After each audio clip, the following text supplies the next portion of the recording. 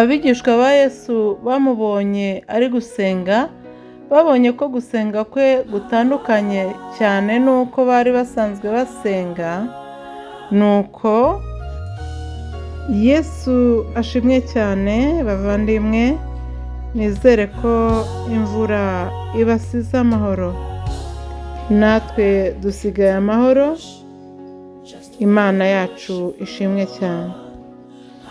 Uyu munsi ni uwa 26 w'igisibo. Ijambo ry'umunsi riratubwira ngo Yesu yigisha abigishwa be gusenga. Reka dusome ijambo ry'Imana riboneka mu butumwa bwiza bwanditswe na Matayo, ni ibice 6 uhereye ku murongo wa 5. Haranditse ngo nimusenga ntimukamere nk'indyarya, kuko bakunda gusenga bahagaze mu masinagogi no mu nzira ngo abantu babarebe. Ndababwira ukuri yuko bamaze kugororerwa ingororano zabo. Wehoho nusenga ujye winjira mu nzu, ubanze ukinge urugi, uhereko usenge so mwihereranye, nuko so ureba ibyiherereye azakugororera. Namwe nimusenga ntimukavuge amagambo menshi muyasubiramo hato na hato nk'uko abapagani bagira, bibwira ko kuvuga amagambo menshi ari byo bituma bumvirwa.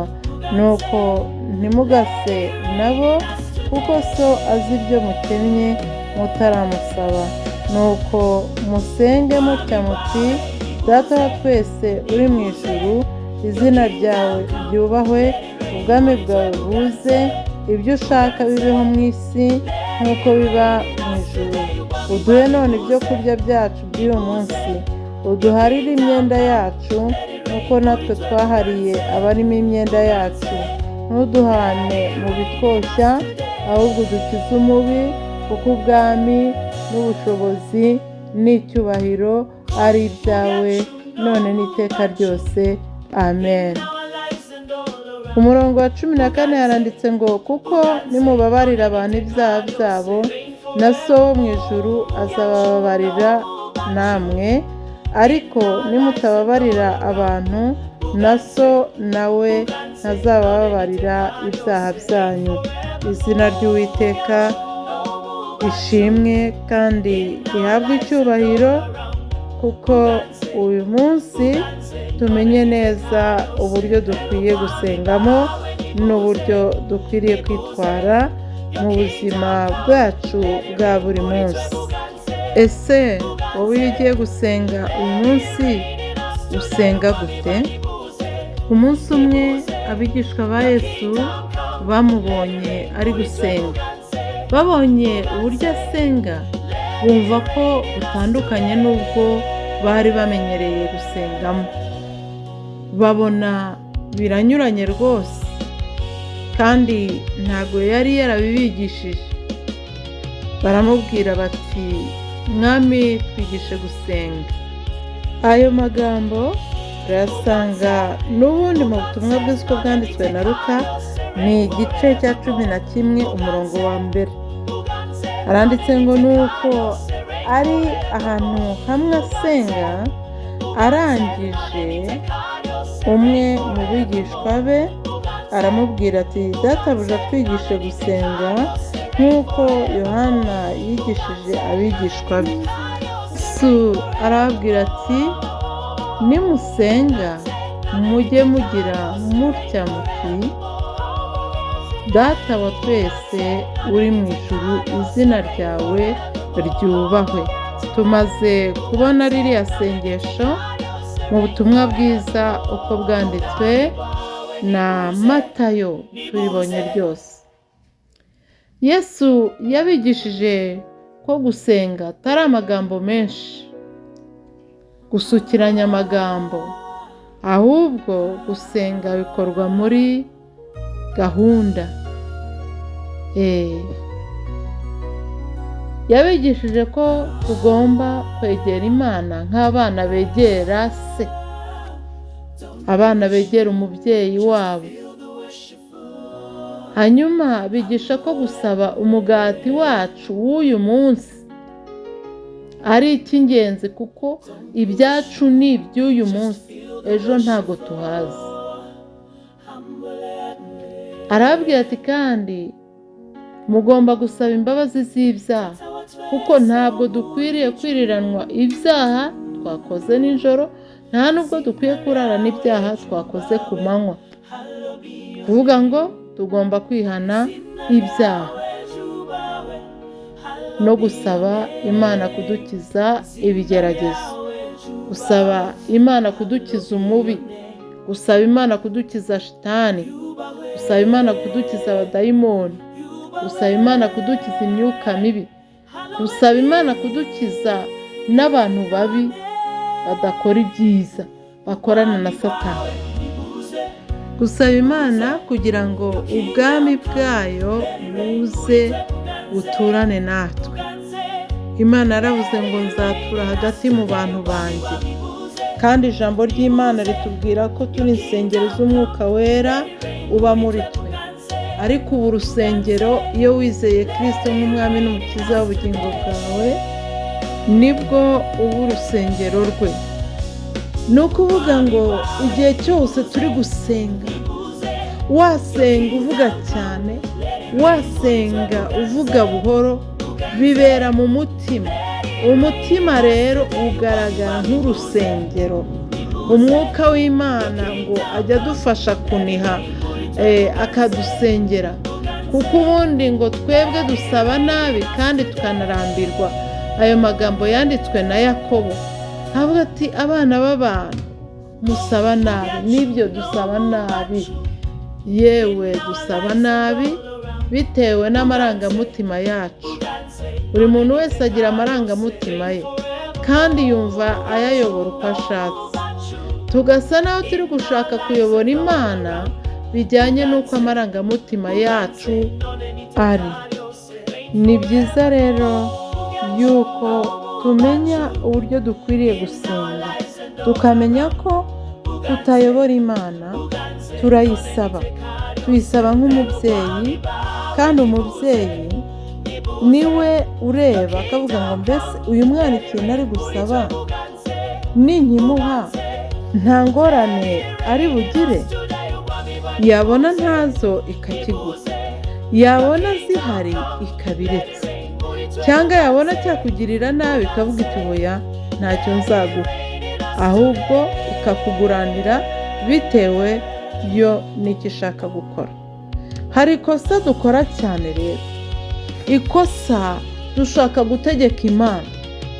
Niba ushaka imodoka ukavuga ngo Mana mpa imodoka, runaka warayimuhaye na runaka arayifite, yewe birirwa bantera ivumbi, nanjye ndashaka imodoka. Ugasaba gutyo kubera ko ijambo ry'Imana ryavuze ngo musabe muzahabwa, mukomange muzakingurirwa, mushake muzabona. Ugasaba nk'umuntu utegeka Imana nk'aho uyikoresha. Ibyo ntabwo bibaho, Imana ntabwo ibyemera, ako ni agasuzuguro.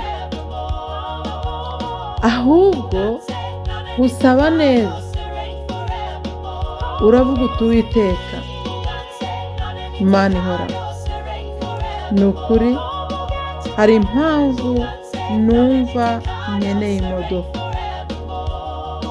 Ndi kumva nyikeneye kuko urugendo nkora njya gusenga ni rurerure. Nabonye akazi, ariko hagati y'aho ntuye n'aho njya gukora hari urugendo rurerure, kandi bintwara igihe. Ese Mana wampaye imodoka? Cyangwa niba usanzwe wifitiye n'amafaranga, ariko ukabinyuza imbere ukavuga uti Mana ndagushimira ko wampaye amafaranga, ariko muri aya mafaranga ndifuzamo imodoka kugira ngo imfashe mu buryo butandukanye bwa transport, ndetse imfashe no mu bindi bishoboka. Imana hari igihe ibona yuko iyo modoka niyiguha ako kanya, nubwo ufite amafaranga, ushobora kujya mu muhanda bahita guhitana. Imana ukaba ufite amafaranga ariko Imana ikagenda ishyiraho inzitizi, ugashaka kugura imodoka uyu mwaka ariko ukabona biranze kandi amafaranga urayafite, ukibaza icyabaye kikakuyobera. Burya Imana iba ikiguharurira inzira, musabe muzahabwa, iba ikiguharurira inzira. Hari n'igihe usaba ibintu nyamara Imana ibiguhaye barara bakwishe, gusabye amafaranga kandi bari basanzwe batayakuziho. Ayo mafaranga ubwayo ni ikibazo kuri wowe, kuko bene ngango nibabimenya nta mutekano uzagira. Imana ikavuga iti buretse nzayaguha ariko gake gake, ni ruto ni ruto. Undi akayisaba amafaranga ako kanya ikahita iyamuha, ariko undi akayisaba umwaka ugashira, ibiri igashira, itatu igashira, ine igashira, ndetse ukagera n'ahantu ubivamo burundu ukavuga uti mva ibyo gusaba Imana ndabyihoreye. Ubwo ndi kumva nta gisubizo ndi kubona, ariko Imana irareba. Ariko uyu muntu aya mafaranga ari gusaba azamenya kuyakoresha? Azayakoresha neza mu buryo bwiza, cyangwa nimara kuyamuha arahita acaho amveho neza neza, umubano wanjye nawe uba urangiye? Imana ikavuga ati hoya, ndajya nguha dukeya tugutunga, ubone uko urya, ubone uko wambara, ubone uko utunga umuryango, ubone uko urihirira abana, ariko nguhaye menshi ntabwo wakongera kunyibuka.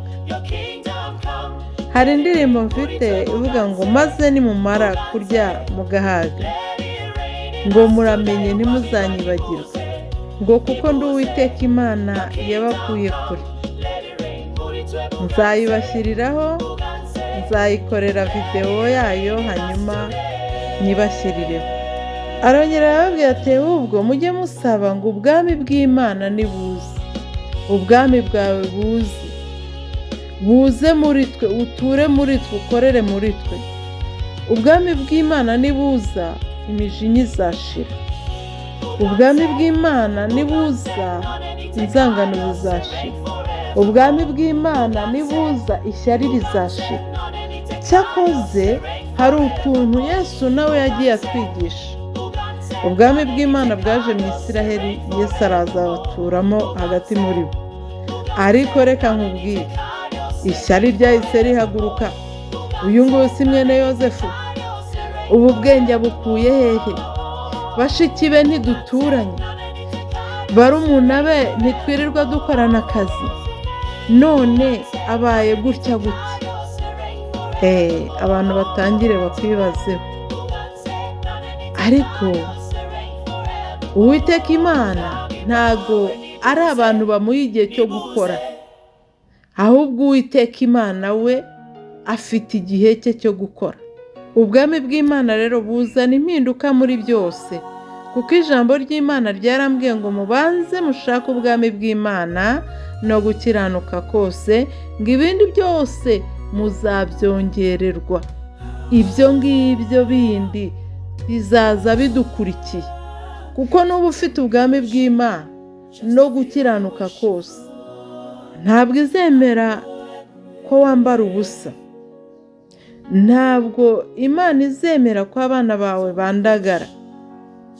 Dawidi yaravuze ngo nari umusore none ndashaje, ngo sinari nabona umukiranutsi aretswe, ngo cyangwa se ngo urubyaro rwe ngo rusabirize, ngo mu bibazo umukiranutsi ararindwa. Imana ishimwe ko mu bibazo turindwa, tugirirwa ubuntu. Hakaza irindi jambo rikomeye ngo ibyo ushaka bibeho mu isi nk'uko bibaho mu ijuru. N'iby'Imana ishaka ntabwo ari iby'abantu bashaka, kuko twebwe ibyo twashaka isi twahita tuyihirika uwo munsi dushatse. Umwana w'umuntu ashatse yavuga ati ndajya nambara zahabu uhereye ku mutwe kugera ku birenge. Ese ubu wakwambara zahabu kuva ku mutwe kugera ku birenge ugasohoka hanze ukagenda wenda ukajya mu mujyi, uwo mutwe ukawucyura koko uriho iyo zahabu? Ndakurahiye bene ngango ntago batuma utaha amahoro. Ariko aravuga ati yego, ibyo ushaka aba ari byo bibaho muri twe, ntibibe uko dushaka ahubwo bibe uko ushaka Mana. Hakaza irindi jambo rikomeye ryitwa kubabarira, ngo tubabarire ibyaha byacu nk'uko natwe tubabarira ababitugiriye.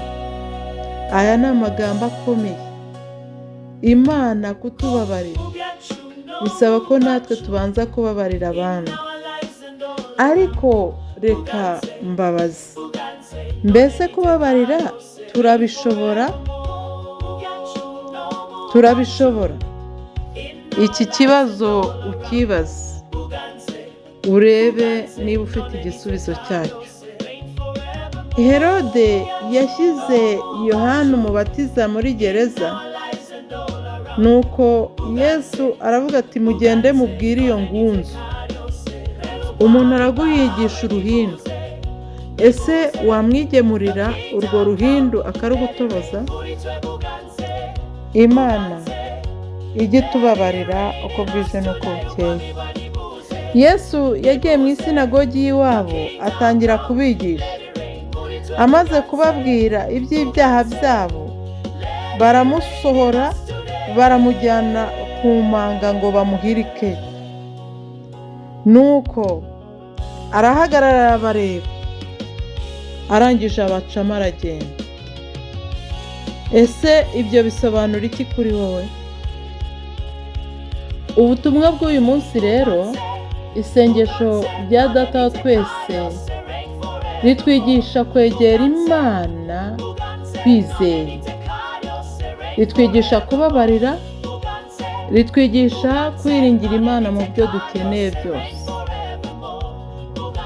None se wowe usenga Data wa twese buri munsi? Andika muri komantere uti Data wa twese uri mu ijuru.